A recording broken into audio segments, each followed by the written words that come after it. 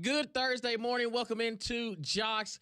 Morning JOX. Damian Mitchell alongside John Saybear. Conrad out for this morning. Boy, I kid you not. Thought we were going to come in here this morning, talk about the SEC awards that were presented for the year, kind of look at the college football playoff, and just kind of, are we going to take the SEC or the field when it comes to this playoff run and potential national championship? But everything got flipped on its head about 4:30, almost 5 o'clock in the evening yesterday, as we do have an opening, a head coaching opening.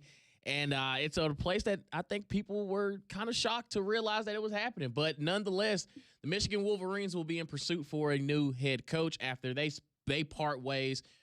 Not even part ways. They fired Sherrone Moore with cause. So that means he ain't seeing a dime. Like that's a wrap. After it was alleged, after they found out after investigation that he had an inappropriate relationship with a staffer there at the University of Michigan. And then we found out more throughout the night. It's tough to make a bad situation like that worse, but come to find out that it can get worse. Yeah. Sherrone Moore was also arrested last night. He was put into custody at Washington, Michigan County jail on Wednesday night as a suspect in alleged assault, just hours after he was fired as Michigan's football coach for having what the school said was inappropriate relationship with a staff member. This article from Pete Thamel and Dan Wetzel. Moore was initially detained by police in Saline, Michigan on Wednesday and turned over to authorities in Pittsfield Township for investigation into potential charges. Pittsfield police released a statement Wednesday night saying they responded at 4:10 p.m. to the 3000 block of Ann Arbor Saline Road for the purposes of investigating an alleged assault. A suspect in this case was taken into custody. The incident does not appear to be random in nature, and there appears to be no ongoing threat to the community. So, again, we don't know all the facts. What the fact that we do know is Sherrone Moore is no longer the head coach for the Michigan Wolverines. Biff Poggi, somebody that we know around the way, has now stepped up into the interim spot. Again.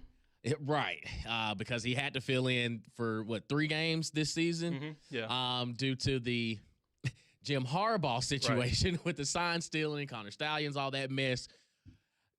So, for as tumultuous as he is, it's a very unfortunate situation. And listen, I'm not the morality police. I ain't got, I wasn't there holding the flashlight. I don't know. But I know there's a 100% fact that when you're fired with cause, like, there's nothing you can really say. Like, this isn't something that they just pulled out of thin air. And then with the layers that happen after that, after you get fired, you end up getting arrested in situations like that. You just made a bad situation worse. But the Michigan job, no matter how you slice it up, it's one of the biggest jobs in college football. Like, when you look historically what they've been able to do, they're just 2 years removed from winning a national championship. So it's evident that if you build it, if you put it together, it can work. Because I will say this, when I first heard it, I was thinking that, man, that loss to Ohio State, like, I didn't realize the game was that important. Like, you're telling me you getting fired after your first big time loss in that rivalry. But then the report started coming out and things, that's when the information started coming out, and it's like, okay, well, Sherrone, you messed up. It when the news first dropped that they were firing him for cause, but they didn't say why, or they said from an alleged relationship that was inappropriate with the staffer. My first thought was they don't want to pay his buyout. Like, they were done with him, and we're like, okay, like this is what we're doing. It seemed as if, although there were never fully officially reports on this, it's eerily similar to what happened with Brian Harsin. We've heard that a couple other times before, that like, when they really want to get rid of a person but don't want to pay the buyout, all of a sudden they start throwing out rumors and conjecture and stuff like this. And it's like, oh, okay, and like, oh, they're going to do it to him. And, Sherrone kind of basically, he was the one left in the wreckage after Jim Harbaugh absconded to the NFL. It's like, oh, okay, like, this is what we're doing. And so everyone kind of made jokes and everything. It's like, oh, okay, fine. You saw the meme with replacing him with that CEO at the Coldplay concert. It's like, oh, okay, all right, we're having our fun. I mean, the internet, that's what the internet's here for. And then it got real. And I was like, oh, right. Oh, okay, like he he did okay. Like this is real. Okay, all right. There's layers to it now. Yes, Like there's some more layers to it. Because in that situation, man, it's already tough. And listen, he ain't got to apologize to me. He don't owe me an apology. But I know this is difficult as a man that, he's a leader of men, was a leader of men in a situation, with all the turmoil that you had after Jim Harbaugh left Michigan. He was looked at as the guy that, hey, he was handpicked as the next head coach. He filled in when Harbaugh was on suspension twice. So, yeah. Cried for this man. Cried for this man on national TV after winning the game. I think it was like 20-7. Like you were in full control of the game. And then after the game, he's like, man, I love you, man. And now it's those are not. It was tears of joy after that game. I think now it's tears of sorrow because he has more issues to deal with, both legally, with his family. He was a married man, had, 3 kids, I think 3 daughters. This is just it's a difficult situation, and as the day goes on, we'll start to learn more information about that. But nonetheless, Sherrone Moore is out as Michigan head coach, and Biff Poggi steps in the interim again for the foreseeable future. But that is a job that it's pretty damn good. Like there's no ands, ifs, or buts about it. Like if you are the head coach of Michigan, you can kind of look at their track record minus a few years. But it's a premier job in college football, and we'll be interested to see where the Wolverines move from there. But in other news, and listen, we're in the reflection period because we're about to enter into bowl games, college football playoff. Let's take a look at the SEC as some Players of the Year awards were presented yesterday. The 2025 SEC Individual Awards, Offensive Player of the Year, and probably potentially could be a Heisman Trophy waiting on him this weekend as well. But the Offensive Player of the Year goes to Diego Pavia, the quarterback for Vanderbilt, and in a season which, unlike any other, we were sitting here having conversations pretty much the entire football season of, is this Vanderbilt team for real? Was last year just a flash in the pan? Was it just they caught heat? Nope, they were legit. And you can look at the reason why, starting with number 2 at the quarterback position in Diego Pavia, which he could potentially parlay that into a Heisman Trophy winning season, but he is Offensive Player of the Year. The Defensive Player of the Year goes to Cassius Howell from Texas A&M.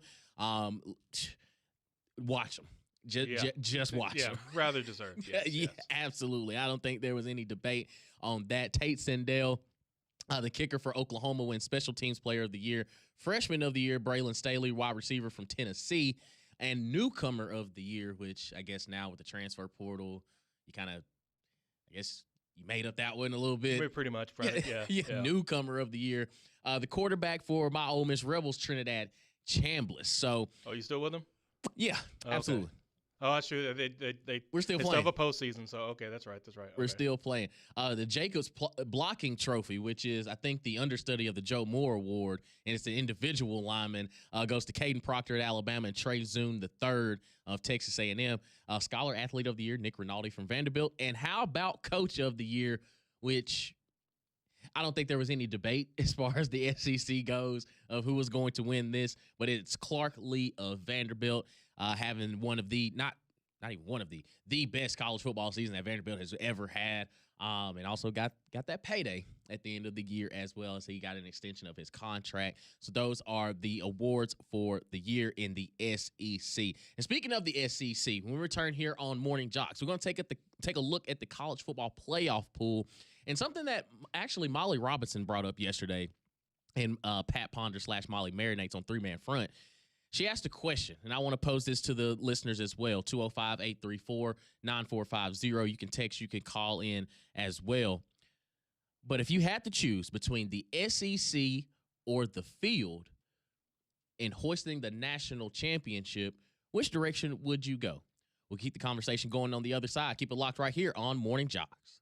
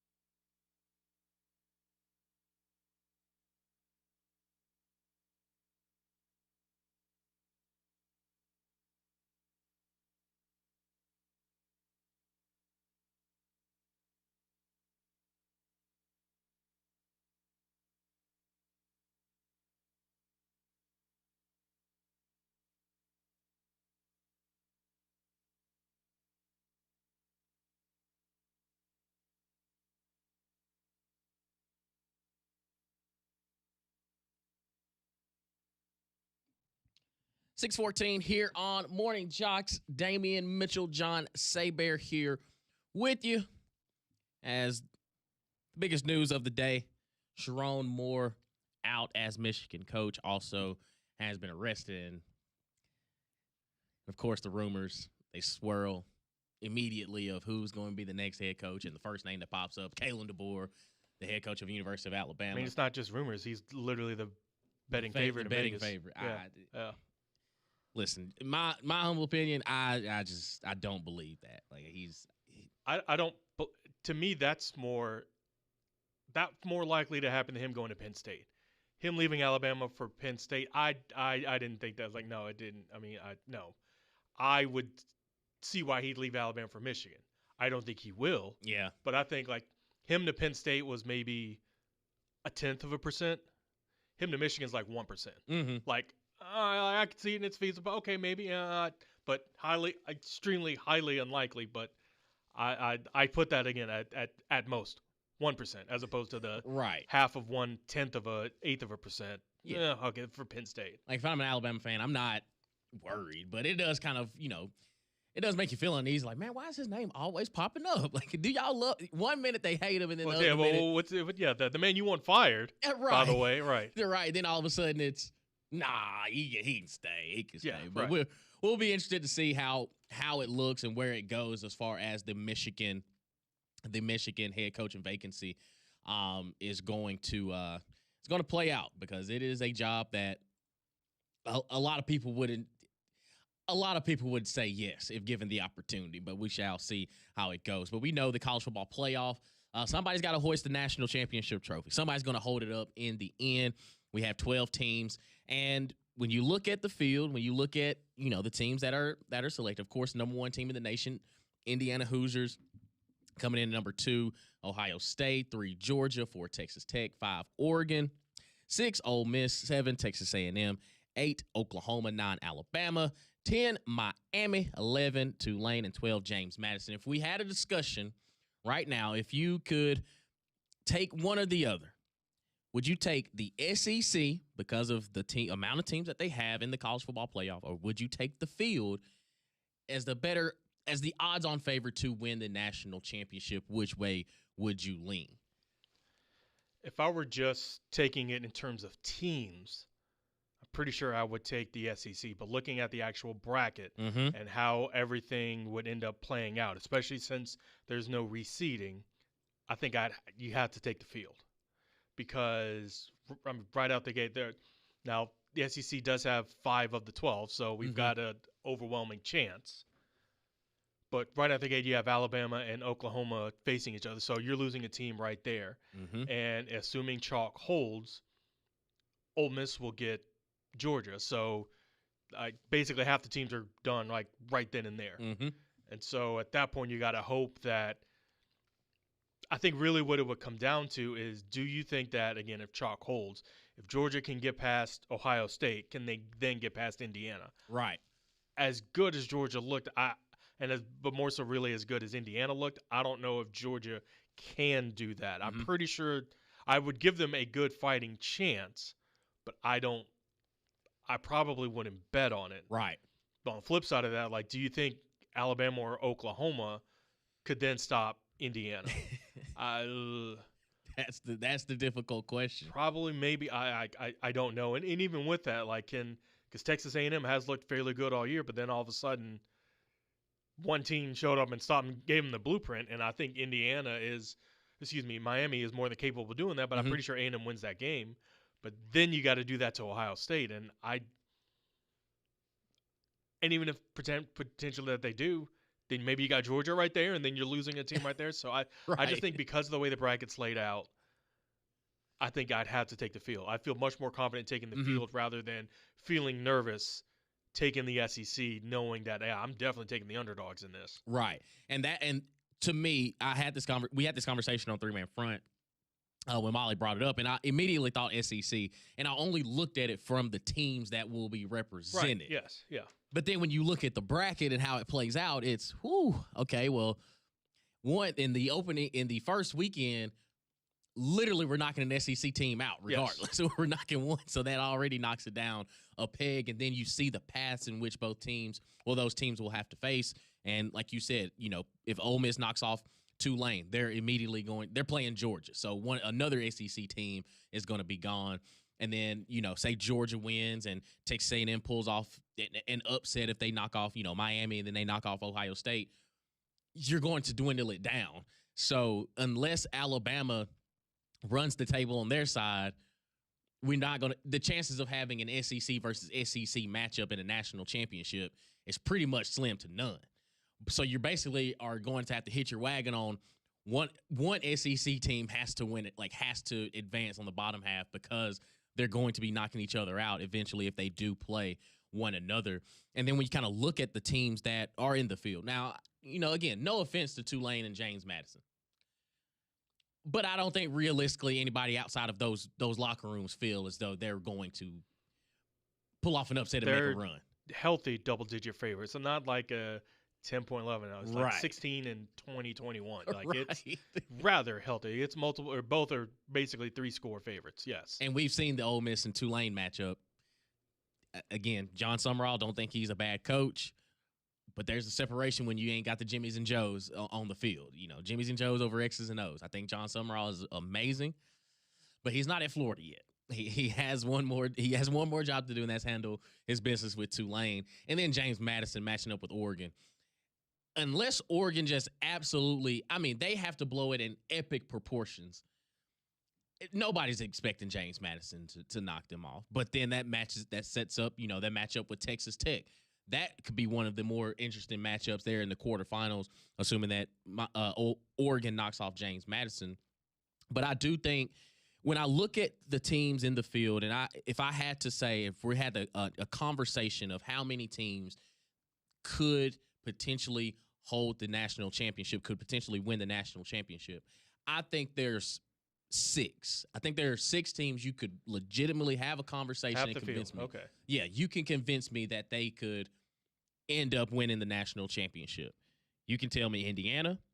You can tell me Ohio State. Okay. You can tell me Georgia. Right. You can tell me Texas Tech. Okay. You can tell me Oregon. All right. And you can tell me Texas A&M. No Ole Miss. Your boys. I think offensively they can match up with just about anybody. I don't know if the defense, they're better than they have been in years past, but I don't know with who you're going to be facing off against in the potential matchups that you could have as they move on. I don't know if they could stop a Georgia, because I know we've seen the matchup, and when they needed to make plays or they needed to make stops, Gunnar Stockton rose to the occasion and they couldn't stop him. Texas A&M, to me, if Marcel Reed plays like he did the second half against South Carolina the entire way, it's hard not to think that they can't play with anybody, because defensively they can match up with anybody. I think the Texas game, a lot of people look at that game, and it's a rivalry. Arch Manning probably was just, you know what, we're probably not going to make it to the college football playoff. If this is going to be my swan song against one of our biggest rivals, let's go out there and do it. They threw the kitchen sink at them, and Texas A&M couldn't stop them. But when you look at just how their team is constructed, defensively, they cause so much chaos. Like, this was statistically the best defense in the SEC. And when you look at just college football in general, they're in the top part of how everything goes. But when you look at Georgia, just starting with just spitballing about the SEC, when you look at Georgia, since that Alabama loss, they've done nothing but handle their business along the way. And they've done it in various styles. If they needed to, make it a fist fight, because I think this Georgia team that separates them from years past, even in some of their national championship runs, their ability to run the football has been kind of their calling card. Like, now, because you go back to last year, that was kind of the biggest question mark of, okay, why are they putting so much on Carson Beck? Because he had a lot of playmakers around him, so you wanted to almost air raid it a little bit. Now they have the ability to run the football, and they make no bones about it. And I think defensively, they're just as good as they have been in years past, too. So if they need to have, a 14-10 game, they're just as comfortable with that, even if they have to go out there and score 24 to 27 points. How is Ole Miss different this year from last year? Defense. Their numbers are better. But Ole Miss last year beat Georgia. Yes. So they are capable of it. And we saw, at least in the first 2/3 of that game, that Ole Miss can stop Georgia. Not only can the offense continue to churn, but they found ways to hold Georgia in check. Now, ultimately, against a 60-minute game, they did it for about 40 minutes. Yeah. I mean, their first 5 drives were touchdowns, but then stop. But but if you're telling me the defense is better, they are capable of. We've seen it on the field. We've seen that they can stop Georgia. Yeah. You just don't think it can happen again? I think it could happen again, but I don't think they match up well with Ohio State, because Ohio State, say Ole Miss knocks off Georgia, they're in the quarterfinals, and then the semifinal matchup, assuming that chalk flies, they'll have Ohio State. I think what Ohio State has shown, and outside of the one game against Indiana, but when you look at that and how that game played out, it was a 60-minute ball game. It's the slugfest that they can get into as far as defensively making it extremely difficult for your offense to get in any sort of rhythm. And you flip that over to what they can do offensively, they have the most balance. I think they have the most balance as far as offensive structure and defense, that Ryan Day has finally gotten to a point where it's like, hey, Julian saying, we're not asking you to go out here and throw for 300. Now, the offense is geared for you to go out there and throw for 300 and have a bunch of yards and a bunch of touchdowns. But if we need to slow this game down, we got Bo Jackson in the backfield. We have a run game. We have the physicality on both sides of the ball that, hey, if this game just needs to be a fist fight for 60 minutes, it bodes well for us. Whereas Ole Miss, I love Keywan Lacey, but I don't know if they can sit there and say, you know what, let's make this a slow-paced game, because of just how their offense runs. Like, they're predicated on speed, lining up, getting up out of there. Now, the weapons that you have, I think the receiving core for Ole Miss is good, but they're not the A.J. Browns, DK Metcalfs of the world. I think the unit as a group, they're solid, but there's just not that one dude of, hey, it's 3rd and 7, and we need somebody to make a play. I think a lot of it's just kind of structure based, as opposed to, I got a dude. Now, Trinidad Jambliss could, pull a Diego Pavia and say, put the team on my back, I got you. But I think hero ball can only take you so far. And I think when you have to get into some of those more physical matchups and some of those dogfights, I don't know if Ole Miss is able to slow it down, as opposed to some of these other teams that are like, hey, well, this is kind of our wheelhouse. We can do this. But you don't have Alabama in that either. No, and I think Alabama, the only issue I have with Alabama is it's kind of the identity that they've had since Kalen DeBoer has been there. When had the Georgia game not gone the way that it did, I would feel a little bit more comfortable. But we had started to see a trend kind of when the calendar flipped to November, where, you look at the LSU game and their lack of consistency in the run game and putting all that pressure on Ty Simpson. Not to say that he can't do it, but kind of when they needed it most, it was kind of inconsistent. So, like, I look at Ty Simpson of the upside. Oh, yeah, like, he can definitely go out there and do it. But against teams like LSU, I mean, even moments in the Iron Bowl, and then especially in the SEC Championship, he hasn't stepped up to the plate, or he hasn't necessarily hit those home runs. And that's kind of been the inconsistency overall for Alabama, and that's kind of been – and then with the matchup with Oklahoma, I think Oklahoma defensively – they're playing at a national championship level. It is John Mateer and the decision-making on offense. I don't disagree with that. It is. My God, he can go out there, and he's like the white Jameis Winston.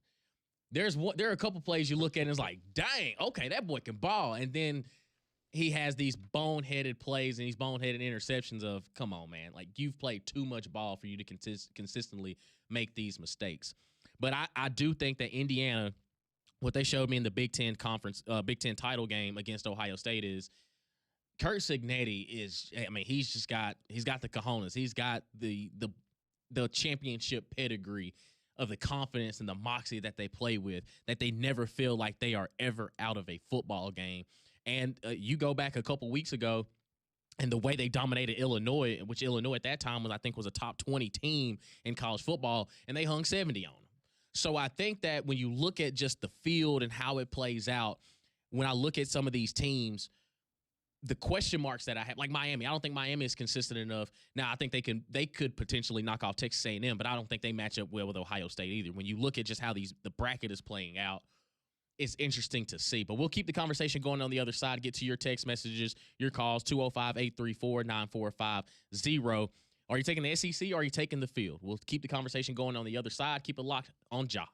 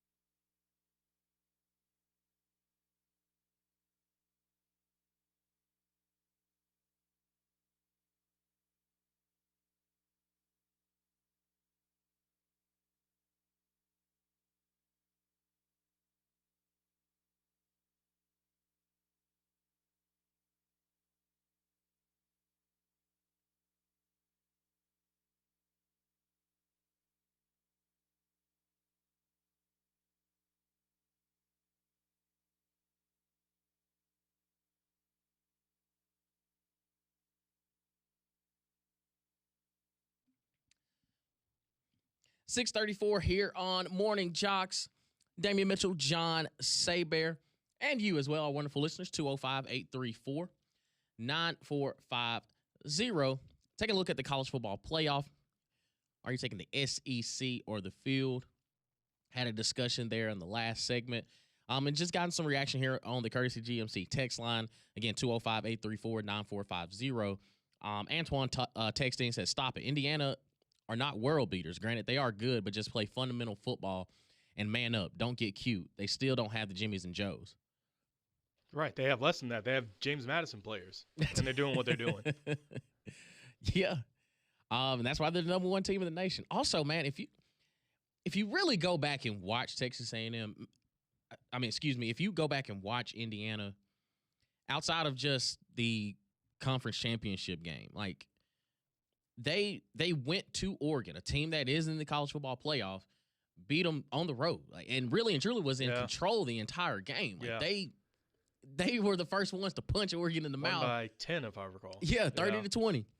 And also, I mean, they put up 63 points on, at that time, a number 9 ranked Illinois team. Beat the brakes off of them.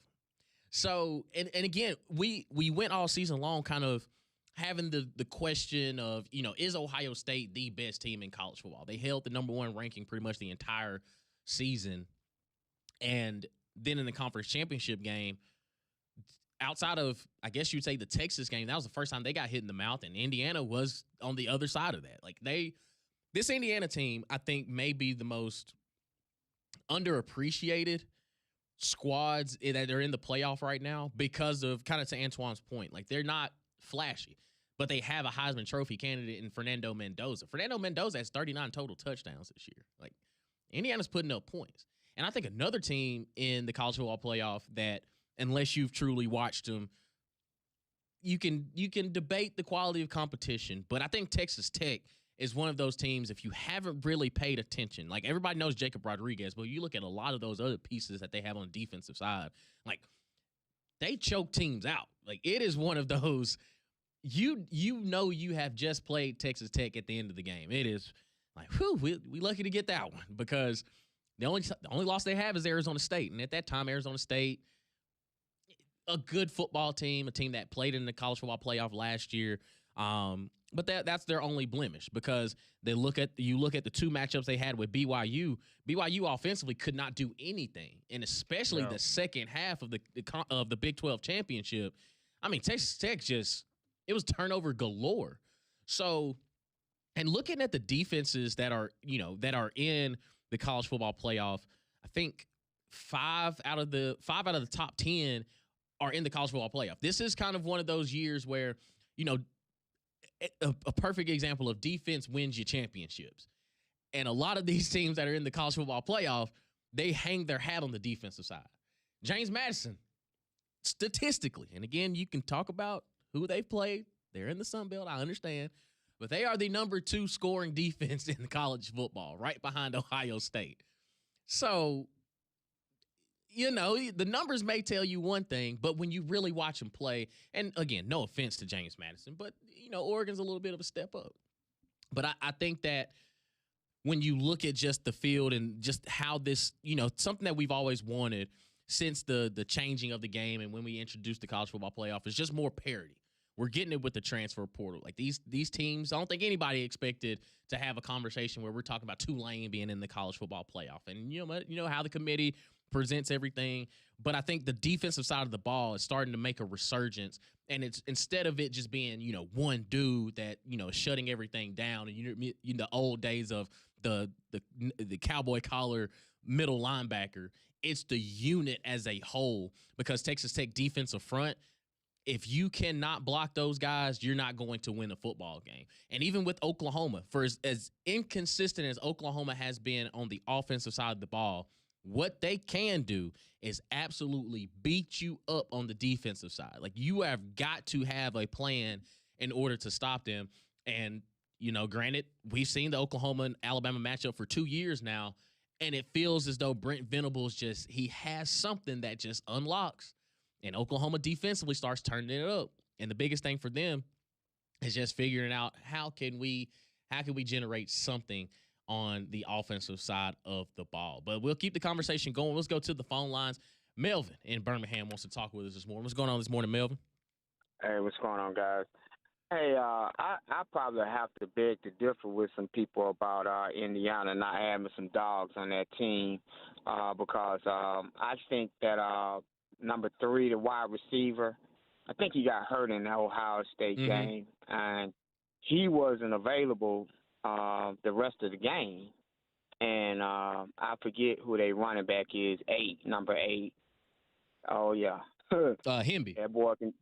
Yeah, he can tote that thing. So besides Mendoza, they got some dogs, man. Number 80, the wide receiver. They got some, man. I mean, so I think people are like still looking at looking at Indiana like that basketball school, but I saw a few dogs out there. Just wanted to know what y'all thought. Appreciate the time, guys, and enjoy the show. Hey, man, we appreciate you as always, Melvin. No, I agree. I just think people are just underestimating Indiana. This isn't by surprise they're the number 1 team in the nation. I mean, Curt Cignetti, when we talk about, a team having the identity of their coach, this is a Curt Cignetti coach football team. They make no bones about it. They're here for the fist fight. And if they mess around and beat you by 40, so be it. If they beat you by 4, so be it. A win is a win. And that's something that Curt Cignetti said when he was at the podium. He was like, Google me. This is what I do. This is what I do. And a team that he had coached at James Madison is also in the college football playoffs. Yep. Leave it better than you found it. And that's exactly what he's doing. And the representation that he has with Indiana. And I think last year it caught people by surprise. And, the matchup with Notre Dame to open up the college football playoff, you ran across a juggernaut. And eventually, Notre Dame ends up playing for the national title, falls to Ohio State. But I think the rinse and repeat that he had for this season, it really shook a lot of people of, okay, he's legit.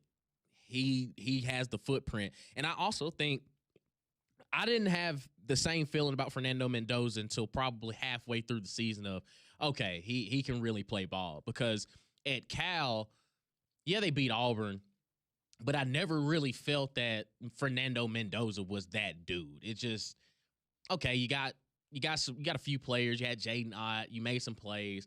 But I didn't come away from that game thinking, yeah, Fernando Mendoza is an absolute difference maker. Well, now at Indiana, change of scenery, he is an absolute difference maker because when you look at what he's been able to do passing the ball, over 30 touchdowns, also with his legs, he's added six touchdowns on the ground. They're very complete, and they welcome it all because going back to the Big Ten championship game, again, I had the impression going into it that Ohio State was going to go out there. They understood the task that it was at hand. Ryan Day was going to let Julian Sayin go out there, ball out, and Ohio State was going to handle Indiana.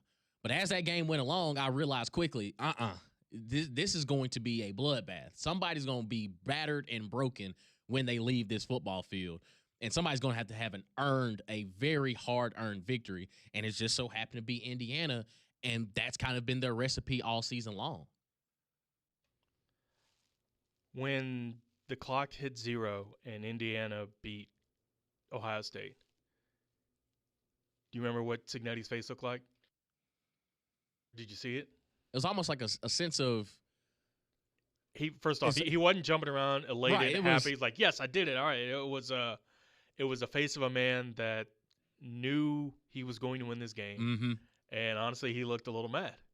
It looked like a former coach of Alabama, but even then, like Saban, when he would win, like he'd be happy a good number. And when he wins a championship, like he'd be happy and throwing up his hands or something. But Cignetti was like I told y'all, but okay, the job's not finished.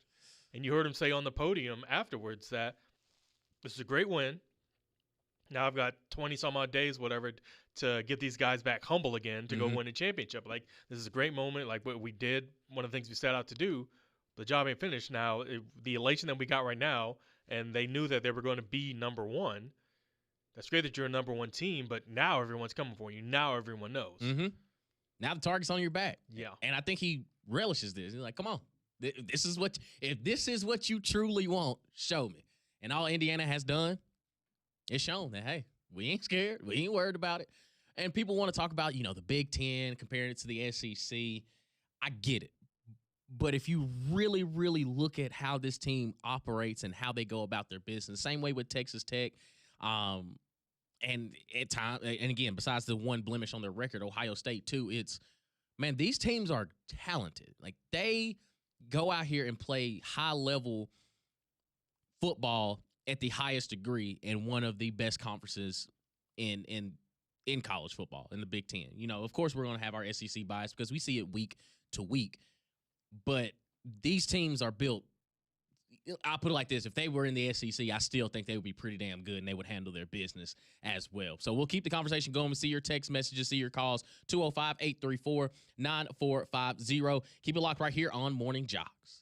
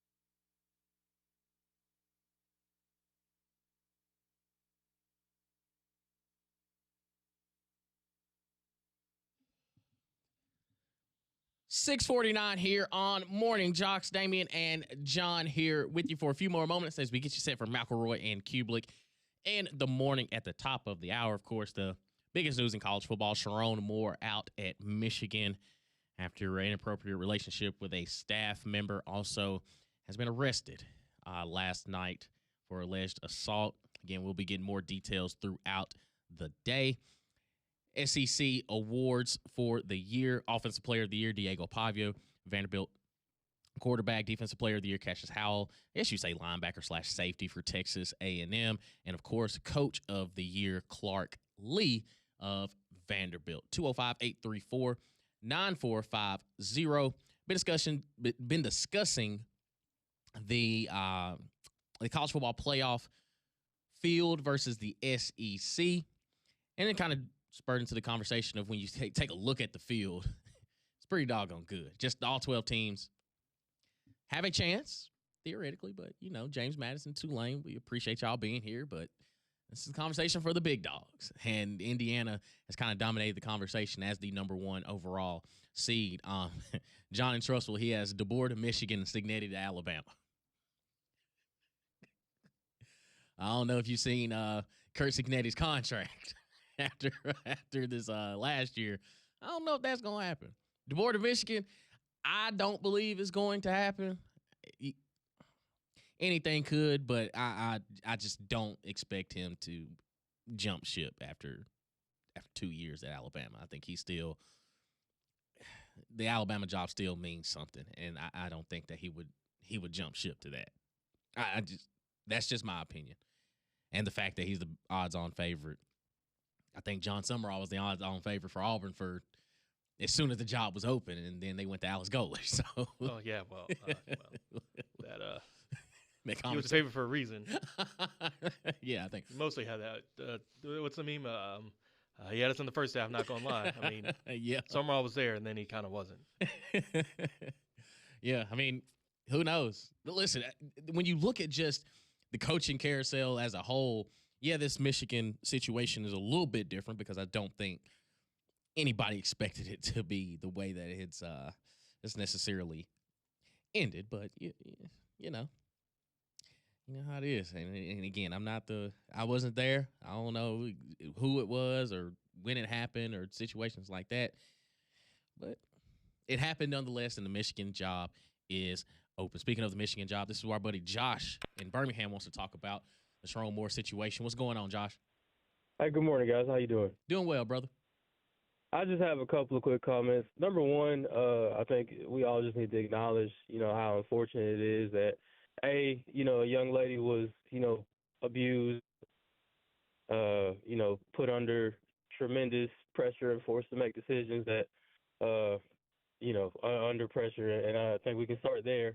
And B, another source of my disappointment in this situation is there isn't a whole lot of black coaches at major universities, especially jobs like Michigan. So to see, a black head coach make these decisions and this situation go the way that it did, it's just extremely disappointing because, like I said, it's already not a whole lot of us at these jobs. So for this to go this way, it's just extremely disappointing. That's all I got. You guys have a great day. You too, brother. Yeah, I agree with you 100%, man. And it doesn't help that Mel Tucker did something allegedly similar. Yeah. To this, and so it is very unfortunate that it's taken maybe this long for coaches, for black coaches to be able to get those kind of opportunities, but then it doesn't help when bleep like this happens. Yeah, it's a stain altogether. Somebody texted in and says Lane Kiffin's family seen in Michigan. Man, I wouldn't put it past him. I wouldn't put it past him. But I think he likes the South. I know Baton Rouge is. Hope he has fun down there. I don't, but sounds like the right thing to say. The only reason I would want Kalen DeBoer to go to Michigan is for the fun that we would have on these airwaves.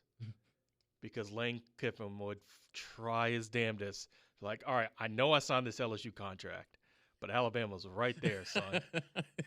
I wonder if was he smart enough to basically put a hall pass in his LSU contract, like look. Urban Meyer did. Like if I will only ever leave if Notre Dame or these other schools come calling.